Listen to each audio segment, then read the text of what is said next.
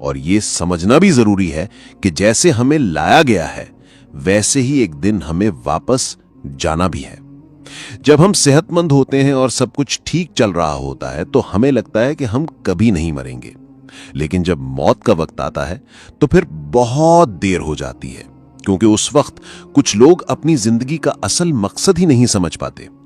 किसी ने मुझे बनाया, किसी ने आपको बनाया। हम मोमिन हैं, हम यकीन रखते हैं कि हमारा खालिक अल्लाह है। मेरे भाइयों और बहनों, अल्लाह ने हमें पैदा किया है और वो हमें आजमाएगा। जब कोई इम्तिहान देना होता है तो पहले उसके उसूल सीखने पड़ते हैं। मिसाल के तौर पे खेल के मैदान में देख लें, चाहे क्रिकेट हो, फुटबॉल हो, रग्बी हो या कोई और खेल, उसके अपने उसूल और कवानीन होते हैं। खेल खेलने वाले उन उसूलों के पाबंद होते हैं, वरना खेल खत्म हो जाता है। ये उसूल किसने बनाए? खेल बनाने वालों ने। इसी तरह अल्लाह ने आपको और मुझे पैदा किया और ये जिंदगी कोई खेल नहीं है, लेकिन हम खेलों से ये सबक लेते हैं कि जिस तरह खेल में उसूल तोड़ने की इजाजत नहीं, वैसे ही जिंदगी में भी अल्लाह ने हमें उसूल दिए हैं। और ये उसूल हम नहीं बनाते, बल्कि वही बनाता है जिसने हमें पैदा किया, यानी अल्लाह ताला। वही हकीकी हाकिम है, वही मालिक है, वही खालिक है। इसलिए वही हक रखता है हुक्म देने का और फैसला करने का। क्यों अल्लाह को यह हक है कि वो तय करे कि हमें क्या करना चाहिए और क्या नहीं करना चाहिए? क्योंकि उसने हमें पैदा किया। मेरे पास इसका क्या सबूत है कि अल्लाह ने मुझे पैदा किया? मैं तो ये भी नहीं जानता कि अपनी पैदाइश से 1 साल पहले कहां था सिवाय अल्लाह के, और ना ही मुझे इल्म है कि मौत के फौरन बाद कहां जाऊंगा सिवाय अल्लाह के। मेरे भाइयों और बहनों, सबसे पहले अल्लाह यही चाहता है कि आप उसे पहचानें और सिर्फ उसी की इबादत करें। किसी और के लिए या किसी और की तरफ कोई इबादत का अमल ना करें, क्योंकि उसी ने आपको पैदा किया है और आपने उसी की तरफ वापस जाना है। आप कहें, ऐ मेरे पैदा करने वाले, मैं तेरी ही इबादत करता हूं। ऐ मेरे पैदा करने वाले, मैं सिर्फ तेरी ही इबादत करूंगा, वैसे ही जैसे तू चाहे। इसी दौरान अल्लाह आपको कुछ चीजें देता है और कुछ चीजें नहीं देता। कुछ चीजों की इजाजत देता है और कुछ की इजाजत नहीं देता। तो आप अचानक ये फैसला नहीं कर सकते कि ये क्यों मना है। जैसे रग्बी में अगर कोई उसूल मना है तो बस वो मना है, खेल तो खेल है। बिल्कुल ऐसे ही अगर अल्लाह ने किसी चीज को आपकी जिंदगी में हराम करार दिया है तो बस वो हराम है, आपके पास कोई दूसरा रास्ता नहीं। अल्लाह ताला कुरान में फरमाते हैं कि किसी मोमिन मर्द या औरत के लिए ये जायज नहीं कि जब अल्लाह और उसके रसूल सल्लल्लाहु अलैहि वसल्लम किसी बात का हुक्म दे दें तो उनके पास अपनी मर्जी या इख्तियार बाकी रहे।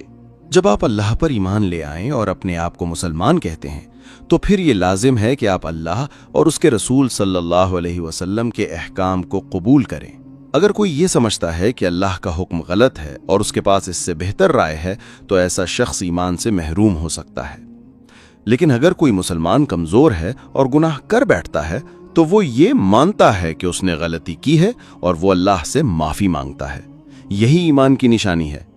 जन्नत उन लोगों के लिए है जो गुनाह करते हैं मगर तौबा भी करते हैं।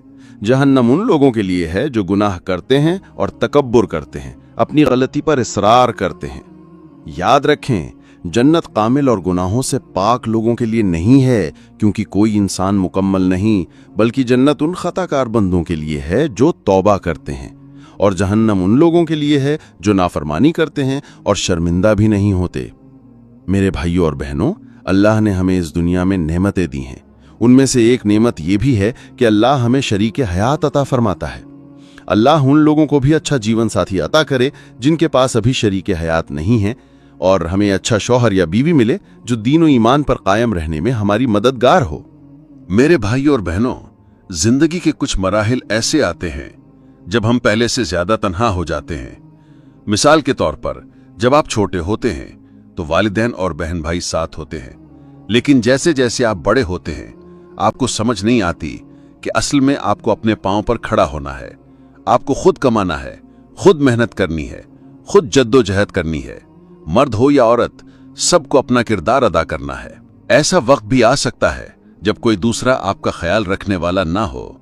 इसलिए अपने ऊपर रहम न करें, उठें, मेहनत करें, चलें, आगे बढ़ें। आपके 10 बहन भाई भी हों तब भी मुमकिन है कि जिंदगी आप सबको अलग कर दे। ये दुनिया ही जुदा करने की जगह है, या तो मौत के जरिए या फासलों के जरिए।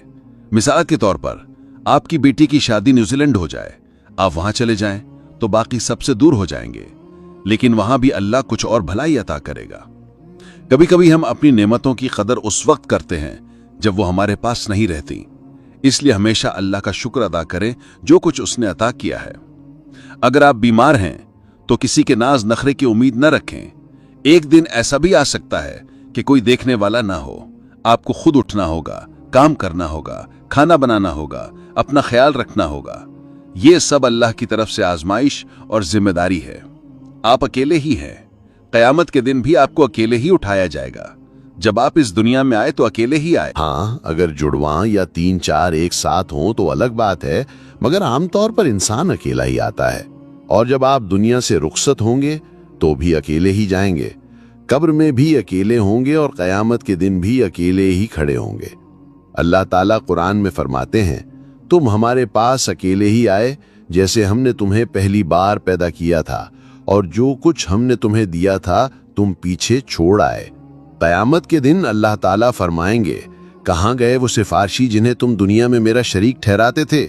आज हम उन्हें भी नहीं देखते। अल्लाह ताला कह रहा है कि अपनी पहचान मेरे साथ बनाओ, लकड़ी, पत्थर या इंसानों की इबादत न करो।